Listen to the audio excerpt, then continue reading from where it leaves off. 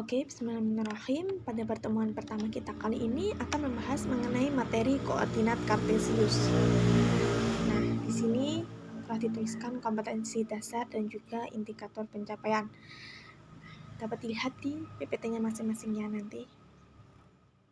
Nah, yang selanjutnya yaitu tujuan pembelajaran. Nah, setelah mengikuti pembelajaran peserta didik diharapkan mampu mendapatkan pengalaman belajar, yaitu peserta didik mampu menentukan posisi titik terhadap sumbu koordinat, yaitu sumbu X dan juga sumbu Y. Dari tadi kita membicarakan tentang koordinat kartesius kan ya.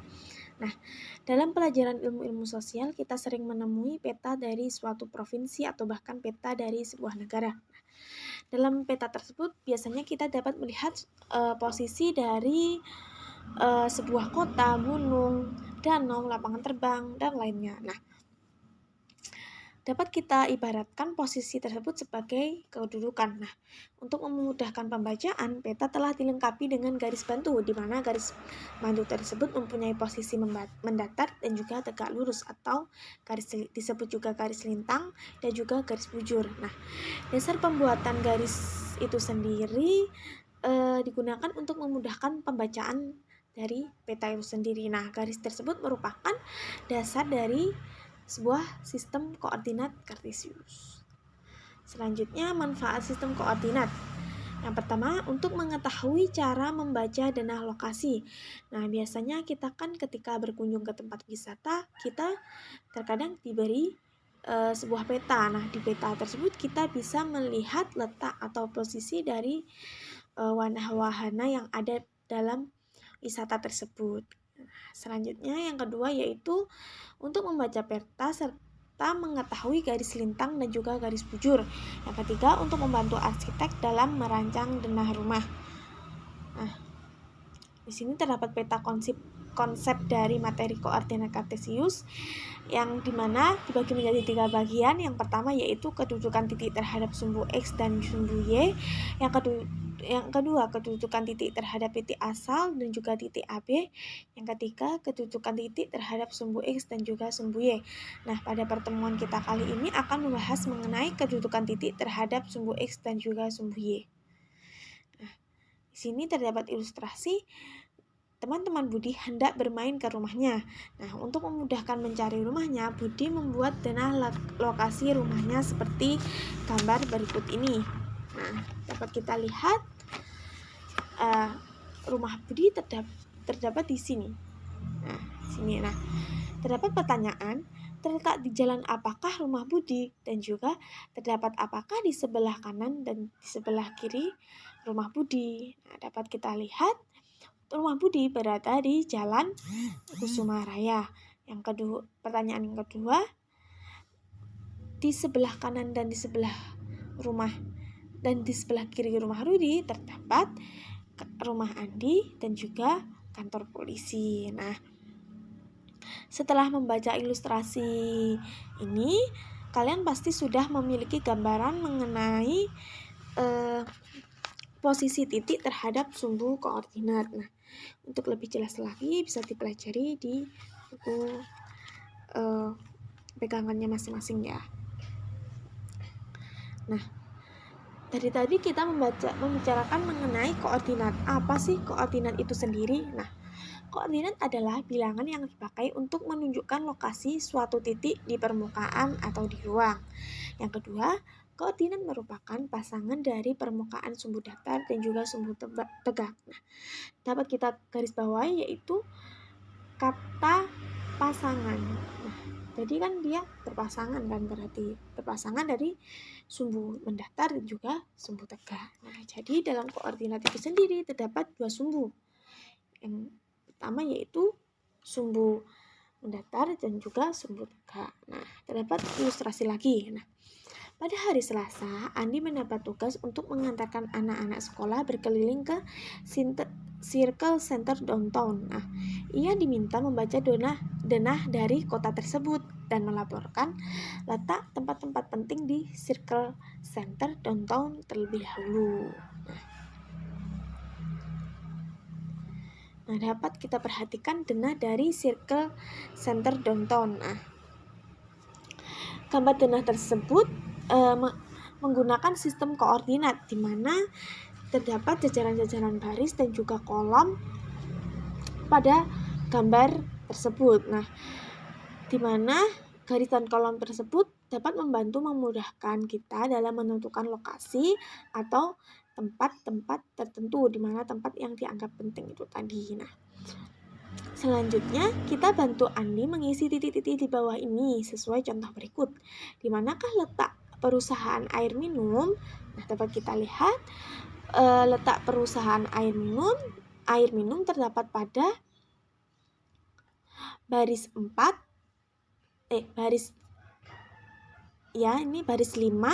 kolom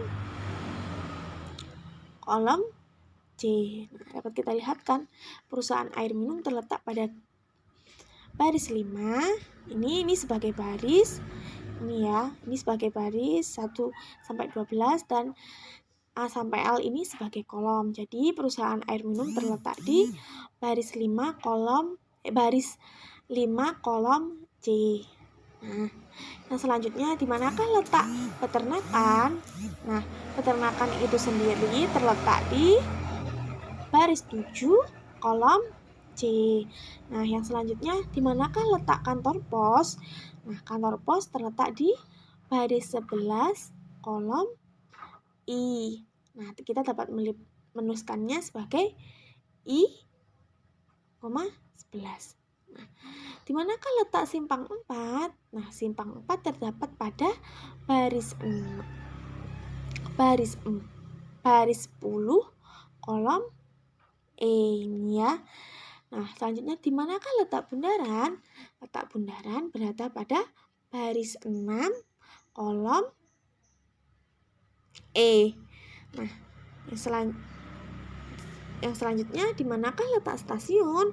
Letak stasiun berada di baris 4 kolom G. Nah, kita dapat menuliskannya dalam bentuk pasangan berikut seperti pada penjelasan apa sih koordinat itu tadi.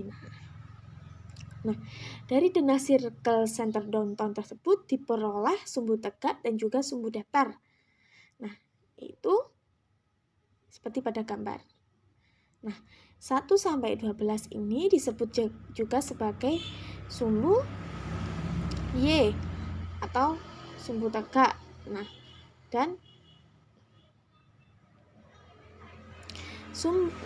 A sampai L ini disebut dengan sumbu X atau sumbu datar.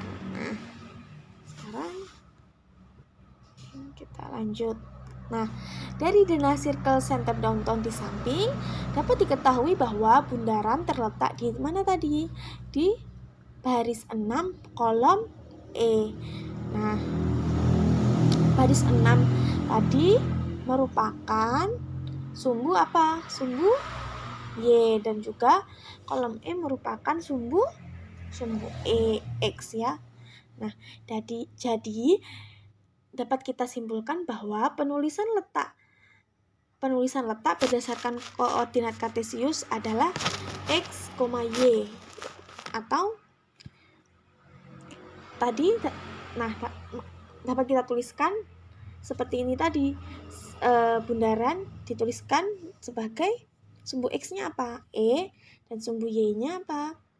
6. Nah, dapat kita tuliskan sebagai X, Y atau E, 6 dari bundaran itu tadi. Nah, selanjutnya ini istilah titik-titik di bawah ini berdasarkan gambar 1. Nah, dalam gambar 1 ini terdapat koordinat kartesius. Nah, sumbu mendatar disebut juga, yang pertama yang A ya, sumbu mendatar disebut juga sumbu mendatar tadi apa?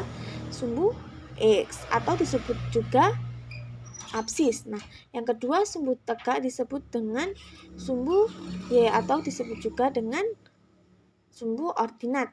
Nah, yang ketiga sumbu X dan Y membentuk bidang, di mana bidang tersebut disebut dengan koordinat kartesius. Nah,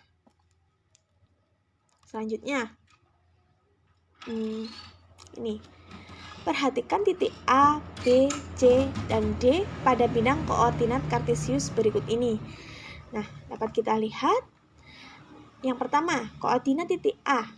Nah, koordinat titik A berjarak 4 satuan terhadap sumbu Y dan 2 satuan terhadap sumbu X. Dapat kita lihat titik A 4 satuan terhadap sumbu Y. Ini ya. Titiknya akan berada di sini. 4 satuan terhadap sumbu Y dan juga 2 satuan terhadap sumbu X. Nah, yang kedua titik B. Titik B berjarak 1 satuan terhadap sumbu Y dan 2 satuan terhadap sumbu X. Nah, yang ketiga, koordinat titik C berjarak 3 satuan terhadap sumbu Y dan 3 satuan terhadap sumbu X. Yang terakhir, koordinat titik D berjarak 2 satuan terhadap sumbu Y dan 3 satuan terhadap sumbu X. Nah, dapat dilihat di buku juga ya contoh seperti ini.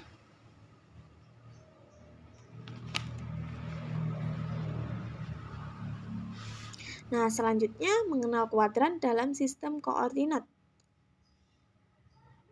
Nah, perhatikan gambar 1 pada koordinat kartesius di samping dan isilah titik-titik di bawah ini sesuai dengan gambar 1. Nah, bidang koordinat kartesius memiliki titik-titik sumbu yang saling titik-titik. Nah, dapat kita isi. Bidang koordinat kartesius memiliki berapa sumbu tadi? 2 sumbu, yaitu sumbu X dan juga sumbu Y yang saling tegak lurus. Nah, yang kedua, sumbu X dan sumbu Y membagi menjadi berapa wilayah?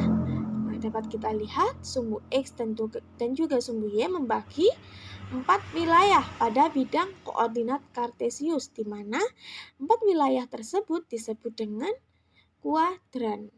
Nah, dapat kita lihat terdapat kuadran 1, 2, 3, dan juga 4. Nah, untuk arah kuadran itu sendiri berlawanan dengan arah jarum jam ya. Nah, dari penjelasan tadi, sumbu koordinat membagi bidang datar atas 4 kuadran, di mana terdapat kuadran 1, kuadran 2, kuadran 3, dan juga kuadran 4. Nah, dapat kita lihat kuadran 1 dibatasi oleh sumbu X positif dan juga sumbu Y negatif. Kita lihat pada sumbu X kan terdapat bilangan-bilangan positif. Nah, dan pada sumbu Y juga terdapat bilangan bulat positif. Jadi, kuadran 1 dibatasi oleh sumbu X positif dan juga sumbu Y positif. Nah, kita lihat kuadran kedua. Kuadran kedua dibatasi oleh sumbu X negatif dan sumbu Y positif. Kita lihat pada sumbu X terdapat bilangan bulat negatif. Nah, dan pada sumbu Y terdapat bilangan bulat positif. Jadi, kuadran 2 dibatasi oleh sumbu X negatif dan juga sumbu Y positif. Yang ketiga, kuadran 3 dibatasi oleh sumbu X negatif dan juga sumbu Y negatif. Nah, dapat kita lihat bilangan bulat pada sumbu X ini merupakan bilangan bulat negatif dan juga bilangan pada sumbu Y merupakan bilangan bulat negatif. Jadi kuadran 3 dibatasi oleh sumbu X negatif dan juga sumbu Y negatif. Yang terakhir kuadran 4. Nah, pada kuadran 4 ini dibatasi oleh sumbu X positif dan juga sumbu Y negatif. Dapat kita lihat pada sumbu X terdapat bilangan bulat positif dan pada sumbu Y terdapat bilangan bulat negatif. Jadi kuadran 4 ini dibatasi oleh sumbu X positif dan juga sumbu Y negatif. Nah, dapat kita simpulkan bahwa koordinat titik P, AB artinya titik P memiliki jarak jarak A satuan terhadap sumbu Y dan memiliki jarak B satuan terhadap sumbu X, atau kita dapat menuliskannya sebagai P A, B. Nah,